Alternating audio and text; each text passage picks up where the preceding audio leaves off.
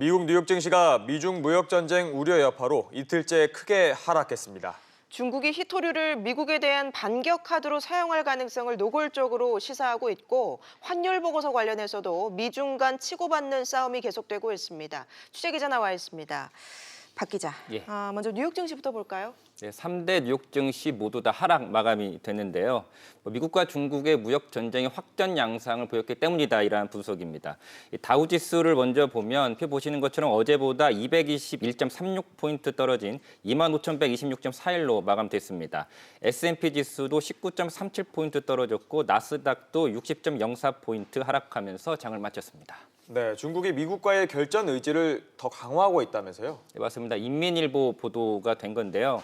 중국 공산당 기관지인 인민일보가 사설을 통해서 중국이 희토류를 미국에 대한 압박용으로 사용할 수 있음을 언급했다라고 어저께 현지 시간으로 CNBC가 보도를 한 겁니다. CNBC에 따르면요, 인민일보는 사설을 통해서 희토류가 미국이 중국에 대한 압박에 반격할 무기가 될 수 있을까? 이에 대한 대답은 의심할 것 없다, 이렇게 인민일보가 사설을 통해서 보도한 겁니다. 그러면서 인민일보는 영어로 분명히 경고했다라는 표현을 썼는데요. 이 표현은 인민일보가 이 중국이 각각 1962년도와 79년도에 인도와 베트남과 전쟁을 벌이기 직전에 단 2번 쓴 표현이라고 미 CNBC는 설명했습니다. 그러니까 이 전쟁 직전에나 동원했을 법한 표현을 이번에 썼다는 건 그만큼 미국에 대한 강력한 경고 메시지를 중국이 던진 것이다, 이런 해석이 나오는 겁니다. 네, 또 환율 보고서 관련해서도 이 미중 간의 갈등이 격화되고 있다고요? 네, 맞습니다. 말씀하신 환율 보고서는 어제 오전에, 우리나라 시간 오전에 발표가 됐는데요. 이 보고서는 중국을 물론 환율 조작국이 아닌 기존 관찰 대상국으로 유지하긴 했는데 미국은 위안화의 평가절하 문제를 강도 높게 이 보고서를 통해서 지적을 했습니다. 이 환율 보고서는 이 중국의 환율 정책 관행, 특히 이 달러 대비 위안화의 평가절하를 심각하게 우려한다면서 이 외환 시장의 투명성을 강화하기 위한 노력을 기울여야 한다, 이렇게 이 보고서는 밝혔습니다. 이 보고서에 따르면 지난 1년간 위안화의 가치는 8%가량 떨어졌습니다.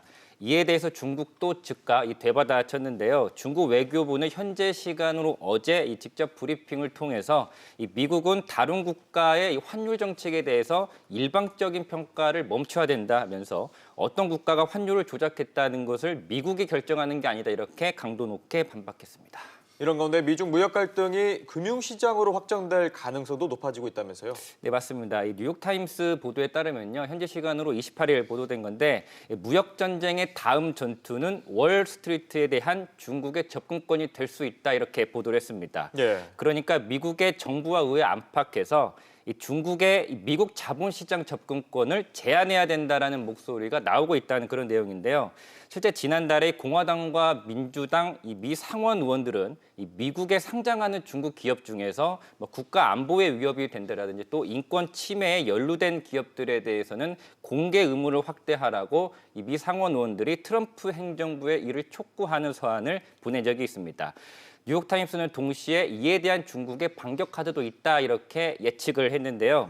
실제 이 인민은행과 국부펀드 등 중국의 기관들이 보유하고 있는 미국의 주식들이 많거든요. 최소 2천억 달러, 우리 돈으로 환산을 하면 약 237조 원이 되는데 중국 지도부가 이를 잘 인지하고 있기 때문에 이를 무기로서 사용할 수 있다, 이러한 관측을 내놨습니다. 네, 국제 유가 움직임은 어떻습니까? 네, 경기 둔화 우려 때문에 유가는 떨어졌습니다. 이 서부 텍사스산 원유는 0.14% 떨어진 59달러 6센트에 거래를 마쳤고요. 브렌트유도 0.61% 떨어진 69달러 68센트에 장을 마감했습니다. 네, 알겠습니다. 박 기자 얘기 잘 들었습니다.